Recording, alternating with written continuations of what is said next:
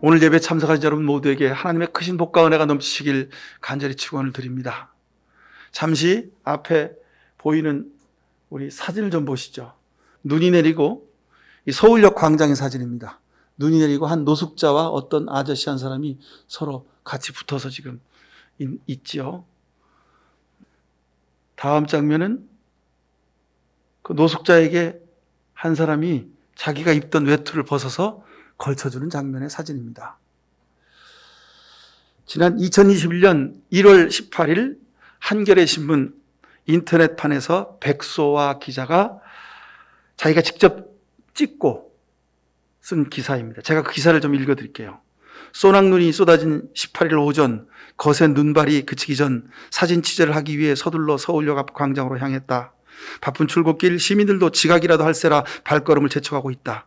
이내 멀리 광장 한켠 두 남자가 뭔가를 주고받는 모습이 내 앵글에 잡혔다. 긴장하면서 계속 지켜봤다. 깔끔한 차림의 한 남자가 자신이 입고 있던 긴 방한 점퍼를 벗어서 노숙인에게 입혀주고 있었다. 그리고는 이내 주머니 속 장갑과 5만 원짜리 지폐 한 장을 노숙인에게 건넨다. 무슨 일일까? 상황이 끝난 듯해서 얼른 뛰어가 노숙인에게 물었다. 선생님, 저 선생님이 잠바랑 장갑이랑 돈도 다 주신 거예요? 예, 제가 너무 추워서 커피 한 잔 사달라고 부탁했는데.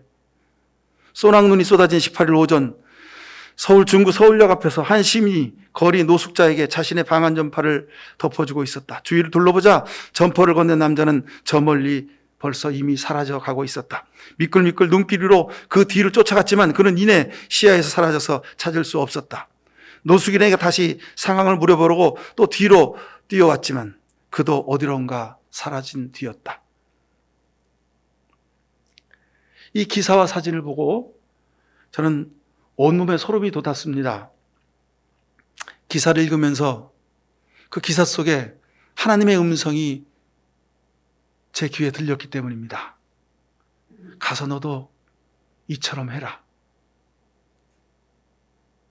이 땅에 교회들이 많고 그리스도인들이 많은데 이 땅에 교회와 그리스도인들이 하나님의 뜻을 따라 살지 않으니 사진 기자의 카메라 앵글을 통해서 하나님이 세상에 직접 말씀하고 계시는 겁니다.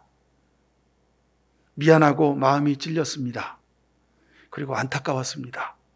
그리고 감사했습니다. 온통 뉴스가 서로 비난하고 서로 윽박지르는 뉴스뿐인데, 무서운 뉴스뿐인데, 인간 말종들의 뉴스로 가득 찬 시대인데 이 세상에 그래도 살아갈 이유가 있음을 우리에게 보여준 사진이었습니다. 코로나 시대를 살아가는 우리에게 보여주신 하나님의 계시였습니다. 열심히 일하는 한 사진 기자의 렌즈를 통해서 하나님은 이 시대를 향해 말씀하고 계십니다. 지금 무엇을 하고 있느냐? 가서 이같이 해라. 오늘 우리는 11월 말 이후로 다른 교회보다 우리가 2주 먼저 주일 가정 예배를 시작했죠. 2달여 만에 다시 예배당에 모여서 예배를 드립니다. 먼저 하나님에게 감사를 드립니다. 또한 기다려주신 우리 교우들에게도 정말 감사를 드립니다.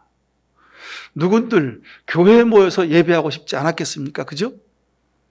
제가 가장 먼저 예배하고 싶었고 여러분이 가장 먼저 예배하고 싶지 않았겠습니까? 그렇지만 우리는 그러고 싶었지만 참았습니다. 내 가족과 우리 주변과 이웃들의 건강과 안전을 위해서 우리는 기다렸습니다. 여러분 참으로 잘하셨습니다. 참 교회에서 모여서 예배하는 게 이게 그냥 당연한 줄 알았더니 이게 당연한 게 아니라 특별한 기회였음을 우리가 다시 깨달아 알게 되었습니다. 여러분, 오늘을 사는 게 당연한 게 아니라 하나님이 주신 선물임을 기억하고 하루하루를 감사하며 살아가실 수 있길 축원합니다. 자, 예배당에서 드려야만 예배다. 종교 탄압을 뚫고 순교자의 마음으로 주일 예배를 사수해라. 아직도 이런 주장을 하는 교회들이 많이 있습니다. 우리나라 교회 중에 40%가 이런 사람들입니다. 그리고 대형 교회들이 대부분 이런 생각을 가지고 있습니다. 지난 1년 동안 종교시설을 통한 감염자가 45%인데 물론 그중에 카톨릭도 있고 신천지도 있고 뭐 불교도 있고 천도교도 있고 뭐 그러겠습니다만 거의가 개신교 교회에서 감염이 되고 있다는 통계가 1년 지난 통계입니다. 그런데도 불구하고 우리는 그 통계를 받아들이지 않습니다. 그 통계는 교회를 탄압하기 위한 조작된 잘못된 통계라는 거죠. 참 코로나가 1주년이 되었는데 우리가 처음 작년 1월, 2월 달에 코로나가 창궐하기 시작할 때 우리에게 아직 곁에 오진 않았지만 그래도 이게 한 6개월, 길어야 1년이면 끝나겠지 그렇게 생각했습니다. 근데 웬걸 아직도 진행 중입니다. 백신을 맞으면 곧 낫는다고 하지만 전문가들이 그것도 장담하기가 어렵다고 합니다. 어떤 의학자는 그러더군요. 자기는 신앙이 없지만 지난 1년간 대한민국의 상황을 보면 흡사 절대자가 우리를 지켜주신 것 같다고. 그렇게 예수 믿지 않는 사람이 하나님이 지키심을 고백하는 시대가 되었습니다. 백신 개발은 신속하게는 5년, 좀 시간이 걸리면 10년, 기본 안전하게 개발한다 하면 10년이 걸리는 게 기본 공식이라고 합니다. 근데 우리가 지금 맞기로 예정되어 있는 백신은 9개월, 10개월 만에 만들어졌습니다. 꼭 도깨비 방망이 만들듯이 만들어진 거죠. 그래서 의학자들이 그럽니다. 이건 우리도 장담 못합니다. 하여간 부작용이 적기는 적지만 어떤 부작용이 나올지 아무도 말할 수가 없습니다. 전 세계 사람들이 임상시험 대상이 된 거죠. 긴급 상황이기 때문에 임상 건수가 좀 부족해도, 기간이 좀 부족해도 그냥 사용 승인을 하게 된 겁니다. 이래서 전문가들은 올해 안에 이 코로나가 끝나기가 어렵다고 그렇게 말하고 있습니다. 그런 점에서 백신 도입이 우리나라가 좀 늦어진 것, 오히려 다행이라고 그렇게 말하는 소리를 제가 들었습니다. 여러분, 우리가 사는 이 시대, 강도 만난 이웃들이 가득한 시대입니다. 지난 1월 11일 날 밤 기온이 영하 12도, 13도 되는데 광탄 쿠팡 물류센터에서 54세가 되는 최모 씨 여인인데 이 여성분이 밤새워 알바로 택배 물류 분류 작업을 하다가 너무 추워가지고 심근경색으로 화장실에서 그냥 사망하고 말았습니다.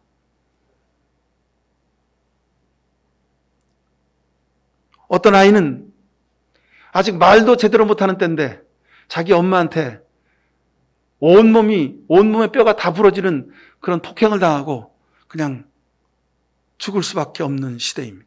강도 만난 이웃이 우리에게 너무도 많습니다. 그래서 우리는 이렇게 기도합니다. 주님, 우리를 도와주시옵소서.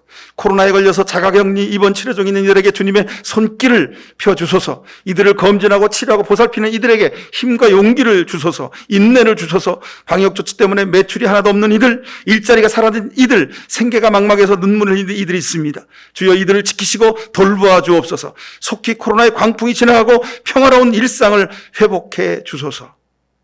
이렇게 우리가 기도합니다. 근데 기도하고 사는 것은 전혀 딴판입니다. 너무도 안타깝습니다. 강도 만난 이웃들이 역병으로 죽어가고 있는데 나는 거룩한 제사장이니까, 우리는 거룩한 교회이니까, 우리는 레위인이니까, 구원받은 사람들이니까 하나님 앞에 예배드려야 한다고 그렇게 주장을 합니다. 남이야 코로나가 걸려도 상관없다는 그런 얘기지요. 여러분, 이러고도 교회가, 그리스도인들이 이웃사랑을 어떻게 말합니까? 세상에 이런 말도 되지 않는 사랑이 어디 있습니까? 너희가 그렇게도 제사를 원하느냐? 나는 너희가 재물 태우는 냄새가 역겹다고 이사야 선지자를 통해서, 구약 선지자를 통해서 누차 얘기하신 말씀이 오늘 이 시대 교회를 향한 하나님 말씀입니다. 그 말씀이 제 귀에 쟁쟁합니다. 그럼 이것이 다 우리의 잘못입니다. 맹목적인 신앙으로 이익을 보려는 것은 예수님 시대나 지금이나 변함이 없습니다. 그들은 예수님을 십자가에 못 박았습니다. 제사장, 서기관, 바리새인, 레위인, 이들이 예수님을 십자가에 못 박은 자들입니다.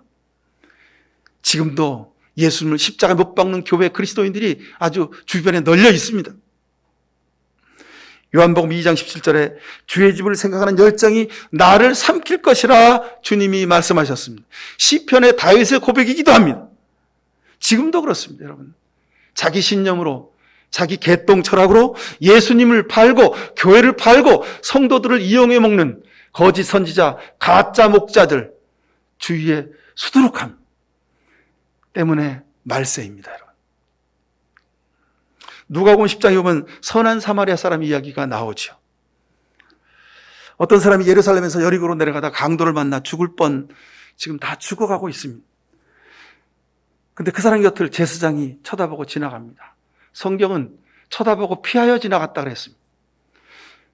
우리는 그거 보고 그 제사장이 제사 드리고 제사 시간이 다 돼가지고 바빠서 그랬나 보다 그럴 수도 있습니다. 근데 아닙니다. 성경은 분명히 예루살렘에서 여리고로 내려가다 그랬다 그랬습니다. 제사 마치고 자기 개인 업무를 위해서 여리고로 가는 중입니다.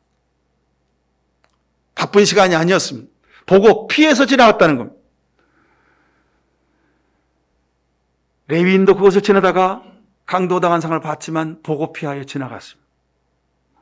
뭐 이유가 있었을 거죠. 제사장과 레위인, 이들은 죽은 사람이나 뭐 시체를 보거나 만지면 2주 동안 직무정지를, 격리를 당하는 그런 유대 율법이 있습니다. 구약시대 율법이 그런 겁니다. 그러니까 자기 일을 못하니까 그걸 피해서 지나갈 수도 있었을 겁니다. 근데 사마리아 사람은 그것을 지나가다가 강도 만난 사람을 보고 자기 돈을 들여서, 자기 시간을 들여서 정성껏 그를 치료하고 또 여관에 데려가서 계속 보살펴달라고 그러고 자기 길을 떠납니다. 내가 다시 돌아와서 치료비가 더 들면 더 내겠다고 약속하고 갑니다. 치료를 보증하고 가는 거죠. 예수님이 그러셨습니다. 영생을 얻고 싶으냐? 구원을 얻고 싶으냐? 너도 가서 이와 똑같이 해라 말씀하시는 거예요. 아까 설교 첫물에 여러분 사진 2장을 보셨죠? 강도 만난 이웃을 어떻게 해야 되는지 우리에게 보이신 말씀입니다. 이 시대의 선한 사마리아인은 측은한 마음으로 사는 사람입니다. 강도 만나는 일이 일어나지 않도록 예방하는 사람입니다. 이것이 이 시대의 교회와 그리스도인들이 우리가 해야 될 일입니다. 여기에 구원이 있고 여기에 영생이 있습니다. 아무리 재물을 많이 갖다가 쌓아놓고 번제를 드리고 아주 화려하게 제사를 드린다 하더라도 하나님은 그들에게 너희가 번제 태우는 그 연기 때문에 내가 숨이 막힐 지경이다. 너희가 드리는 그 번제 제물의 냄새가 내 코에 역겹다. 하나님이 그렇게 말씀하시는 거예요. 여러분, 우리 예배가, 우리가 드리는, 우리가 살아가는 삶의 모습이 하나님 앞에 역겹지 않게 되길 간절히 바랍니다. 하나님이 기뻐 받으시길 간절히 축원합니다. 오늘 본문을 보십시오. 빌립보 감옥에 억울하게 구금된 바울 일행이 한밤중에 기도하면서 찬송했다 그랬습니다. 오늘 이 이야기 속에서도 이 코로나 이 시대에, 강도 만난 사람들이 많은 이 시대에 도대체 우리가 어떻게 살아갈지를 바울과 실라가 아주 구체적으로 보여주고 있습니다. 한밤중 캄캄한 전력 앞에서 서 있는 이들에게 성공과 출세 그리고 감옥을 벗어나는 것은 그들에게 가장 중요한 과제였습니다.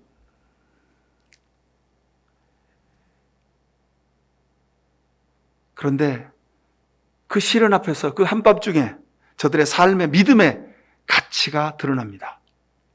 좋을 땐 잘 모릅니다. 문제가 없습니다. 그러나 어려움에 빠지고 고통스러운 삶의 자리에 서면 믿음 있는 사람과 자기 고집으로 사는 사람과 딱 구별이 됩니다. 잘 될 때는 하나님이 보살펴 주셨습니다. 하나님의 은혜지요. 다 그러고 삽니다. 근데 안 되면, 어려우면, 힘들면 믿음으로 사는 사람과 자기 고집으로 사는 사람과 딱 구별이 됩니다. 복음을 전하고 기적을 나타냈습니다. 설교하는 바울 사도의 옷자락만 만져도 병자들의 병이 나았습니다. 위대한 능력의 종이었습니다. 그런데 이들이 억울하게 매맞고 감옥에 지금 갇혀 있는 거죠. 기도하고 찬송하며 밤을 새웁니다. 낙심하고 원망할 수 없는 밖에 없는 그 자리에서, 자기가 처한 그 자리에서 가정에서 주님 앞에 기도하고 있는 것입니다. 근데 26절에 보니까 갑자기 큰 지진이 나가지고 감옥의 터전이 막 흔들리고 문이 막 덜덜덜덜 떨리더니 착고가 풀리고 문의 자물쇠가 다 풀렸다는 겁니다. 세상에 이런 일이었습니까? 놀라운 기적이 일어난 겁니다. 감옥에 갇혀 있는데 감옥 문이 열렸습니다. 그리고 내 손을 지금 묶고 있는 쇠사슬이 풀어졌습니다. 내 발을 묶고 있는 착고가 열렸습니다. 그러면 그냥 당장 뛰쳐나가면 끝입니다. 그러면 모든 게 다 되는 겁니다. 바울과 실라에게 진정으로 감사할 일, 기적 같은 일이 지금 눈앞에 벌어지고 있습니다. 그런데 성경이 전하는 말씀 이야기는 하나님의 진정한 기적은 그게 아니라는 겁니다. 지진이 일어나고 옥문이 열리고 수갑이 풀리고 착고가 풀리고 옥문이 열리는 그 기적이 아니라 그 기적, 그 사건, 그 다음에 하나님의 역사를 보라는 겁니다. 한번 상상해 보십시오. 감옥문이 열리고 탈출한 바울과 실라, 그들은 모두 모여서 하나님을 찬양하고 찬미하는 신앙 집회를 계획할 뻔하지요. 그죠? 프랑카드 내걸고 포스터 붙이고 버스에다 래핑 광고 붙이고 SNS에다가 대대적으로 광고를 할 겁니다. 기적과 능력의 종 바울과 실라 감옥에서 나오다. 그래가지고 상암 월드컵 축구장에 모여가지고 수만 명 모여가지고 할렐루야! 내가 기도했더니 주 예수 그리스도의 능력이 임하셔서 감옥의 문이 열렸습니다. 여러분 믿습니까? 기도하면 원하는 대로 이루어집니다. 할렐루야! 얼마나 능력 있는 설교입니까? 참기름 바른 것처럼 화려하고 아주 선동적이지 않습니까? 막 은혜가 철철철 넘치지 않습니까? 그런데 오늘 하나님은 성경을 통해서 우리에게 아니다, 그건 내 뜻이 아니다. 바울아 실라야 옥문을 열고 나가면 안 된다. 거기 앉아 있어라. 내가 너희에게 기적을 베푼 것은, 옥문을 연 것은 너희를 위한 것이 아니라 옥문을 지키고 있는 간수의 영혼을 구원하기 위함이다. 기적으로 감옥문이 열린 것은 바울과 실라가 그 문 열고 도망치라고 하나님이 열어주신 것이 아니라는 겁니다. 여러분 기억하십시오. 예수 그리스도를 믿고 살아가는 우리에게 하나님이 은혜와 복을 주십니다. 그 은혜와 복은 내가 잘 먹고 잘 살고 나만 떵떵거리고 살게 하시는 하나님 뜻이 아닌 것을 우리가 이 말씀 통해서 기억하셔야 합니다. 내게 구원과 영생의 축복을 주신 이유가 하나님의 다른 뜻이 있음을 여러분 기억하실 수 있길 축원합니다. 기적으로 감옥문이 열렸습니다. 그 열린 문을 박차고 도망가면 되는 겁니다. 그리고 가서 은혜의 간증 집회를 하면 되는 겁니다. 하나님이 내게 이런 기적을 베푸셨다고. 그래도 별 상관없을 겁니다. 그런데 하나님의 뜻과는 다른 겁니다. 하나님의 뜻은 감옥문이 열리는 것은 그 안에 갇힌 바울과 실라에겐 축복이고 기적이었겠지만 그 감옥문을 지키는 간수에게는, 교도관에게는 직무유기가 되고 직무태만이 되고 그리고 결국은 그들 인생의 저주가 되는 것임을 우리가 볼 수 있습니다. 성경은 그래서 유독 이 간수를 주목합니다. 바울 일에게는 더없이 좋은 기회였음에도 불구하고 이 기적이 일어남으로, 옥문이 열리는 기적이 일어남으로 간수에게는 죽음의 순간이 다가온 겁니다. 이 상황을 가장 먼저 파악한 사람이 누굽니까? 하나님의 사람들이 하나님의 역사의 뜻을 깨달아 알아야죠. 이 시대의 교회가, 그리스도인들이 하나님의 뜻을 알아야죠. 바울과 실라는 알았는데 이 시대의 교회들, 그리스도인들은 모르고 있어요. 바울 일행이 어떤 행동을 하는지 보십시오. 27절 열린 감옥문을 봤습니다. 누가? 바울과 실라도 봤고 간수도 봤습니다.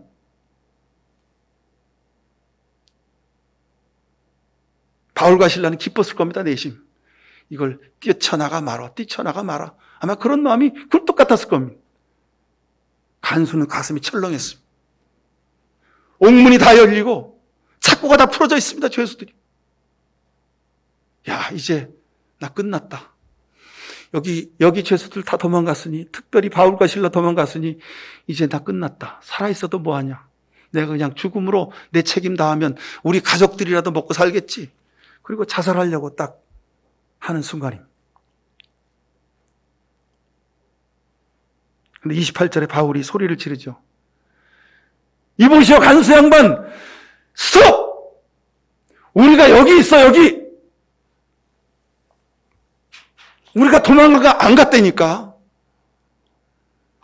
아마도 간수는 자기 귀를 의심했을 겁니다. 그들은 자유의 몸이 될 수 있는 절호의 기회를 반납하고 감옥 안에 그대로 남아 있었던 겁니다. 간수야, 죽든지 말든지 뭐 하나님의 감옥 문을 열어주셨으니까 기적이, 우리가 기도한 대로 하나님이 기적을 베풀었으니까 우리는 그냥 나가면 되는 거지. 빠이빠이.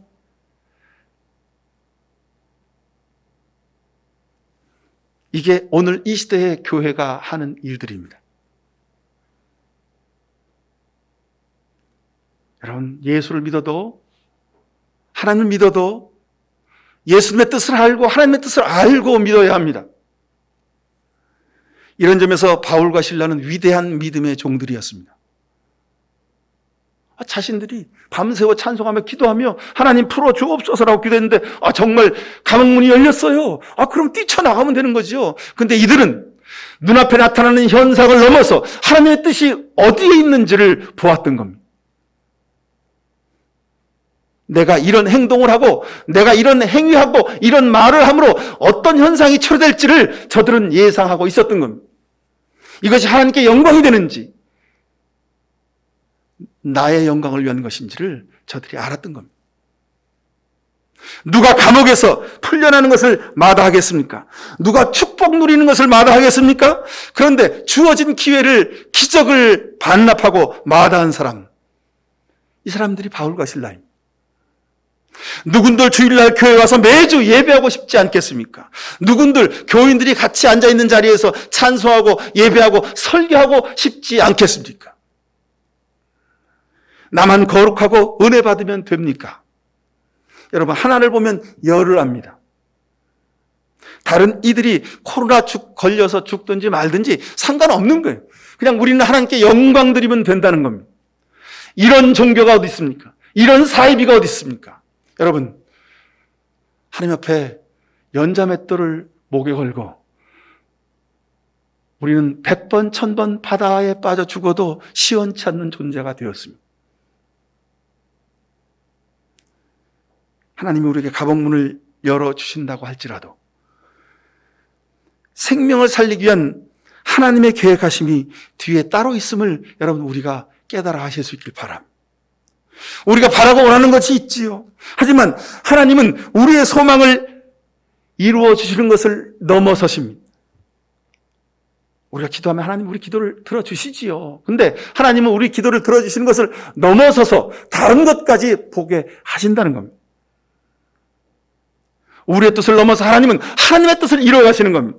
우리가 원하는 것을 들어주시는 것을 넘어서서 우리에게 필요한 것이 무엇인지를 하나님이 우리를 통해 이루어 주신다는 겁니다. 간수가 죽든지 말든지 옥문이 열렸다고 달려나가는 바울과 실라였다면 여러분 어떻게 됐을까요? 주 예수를 믿으라, 그러면 너와 내 집이 구원을 얻으리라. 이 위대한 선교의 말씀이, 이 선언이 우리에게 전해지지 않았을 겁니다. 주 예수를 믿으십시오. 그러면 너와 내 집이 구원을 얻을 것입니다. 얼마나 위대한 말씀입니까? 이 말씀 속에 들어있는 하나님의 뜻을 보셔야 합니다. 바울과 실라가 자신에게 주어진 그 축복과 특권과 은혜를 반납하고 감옥 안에 그대로 앉아서 간수 양반 절대 죽지 마시오. 우리는 그냥 감옥 안에 그대로 있으니까 우리 와서 보시오. 모든 물건은요, 품질로 구별됩니다. 사람도 격이 있습니다. 인격, 인품이라고 하죠. 여러분, 우리의 인격과 인품은 어떻게 되어 있습니까? 우리 그리스도인들은 예수 그리스도의 인격으로 사는 겁니다. 예수 그리스도를 믿으면서도 자기 고집으로 사는 사람들 많이 있습니다. 자기 개똥 철학으로 성경을 해석하고 자기 마음대로 사는 사람들 많이 있습니다. 하나님을 자기 삶의 장식물로 갖다가 귀에 걸고 코에 걸고 그렇게 사는 거예요. 말씀을 자기 멋대로 해석하는 거예요. 여러분, 교회라고 이름부터 다 교회가 아닙니다. 교회 다닌다고 다 구원받은 사람들이 아닙니다. 주 예수를 믿으십시오. 그러면 그대와 그대 집안이 구원을 얻을 것입니다. 이 본문에서 경험한 이 간수의 너와 내 집이 구원을 얻으리라는 이 복음의 무게가 어떤 무게였을까요? 자기만 사는 것이 아니라, 자기들만 사는 것이 아니라 내가 자결에 죽을 수밖에 없는 상황인데 나를 살려준 그 구원, 그 복음, 이 간수는 그 구원과 그 복음이 너무도 멋졌습니다. 너무도 감동적이었습니다. 이 사람들이 말하는 예수 그리스도의 말로 내 인생을 맡겨도 될 수 있는 능력의 복음이구나. 간수는 그렇게 믿었습니다. 이것이 바울이 전하는 복음이요, 바울이 전하는 구원입니다. 여러분, 우리가 전하는 구원과 복음도 이래야 되지 않겠습니까? 우리를 통해서 이웃을 살려야 합니다. 우리를 통해서 이 코로나의 강도 만난 이들을 구원해 내어야 합니다. 그래도 이 코로나 시대에 믿을 곳은 교회밖에 없구나. 그래서 또 저 그리스도인들밖에 없구나. 그래서 저 사람들은 믿을 만하구나. 이래야 되지 않겠습니까? 오늘 본문 우리가 읽지 않았지만 사도행전 16장 35절 이하를 보시면 저들은 감옥에서 결국 걸어 나옵니다. 간수가 걸어 나오도록 인도를 하고요. 그리고 저들을 불법적으로 감금한 치안관들 앞에서 그들이 사과하고 바울과 실라를 아주 공식적으로 풀어줍니다. 당당하게 두 발로 벌건 대낮에 걸어 나오게 됩니다.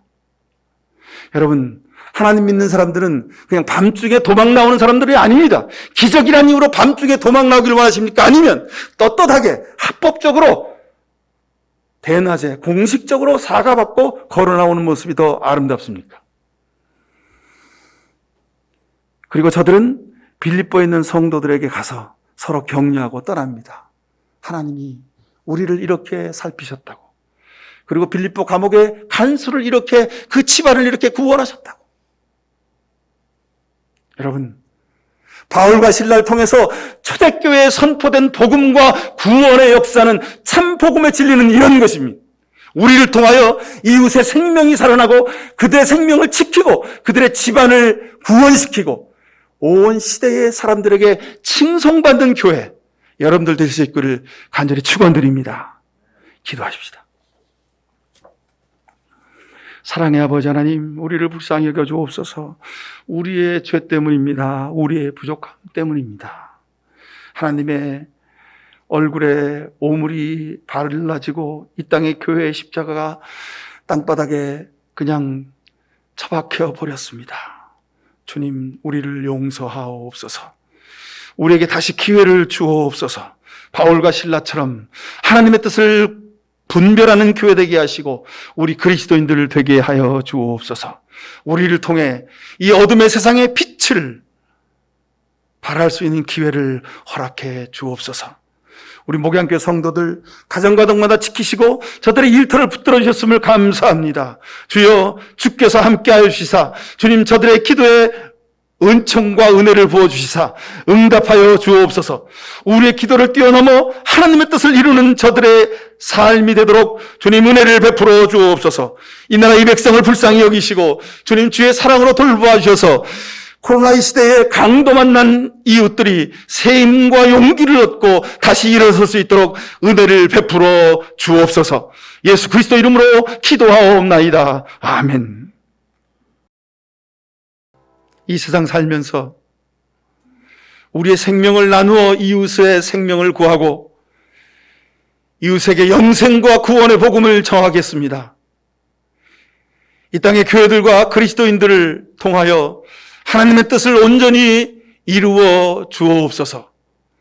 말씀대로 살기로 결단하며 하나님이 우리에게 주신 기적과 은혜를 반납하여 이웃을 구원하고 살리는 귀한 삶을 살기로 결단하는 이 시간 머리신 모든 주의 백성들 머리 위에 하나님 아버지의 특별하신 사랑과 예수 그리스도의 십자가 보혈의 은혜와 지금도 우리 곁에 계셔서 우리를 지키시고 보호하시며 하나님의 뜻을 따라 살도록 우리에게 감동 감화하시는 성령의 복렬해 주심이 사랑하는 주의 백성들 가정과 저들의 땀 흘려 일한 일터와 이 나라의 민족 백성들 머리 위에 아파하고 눈물 흘리는 모든 저들의 기도 위에 지금부터 영원히 함께하여 주시옵기만을 간절히 축원하옵나이다. 아멘.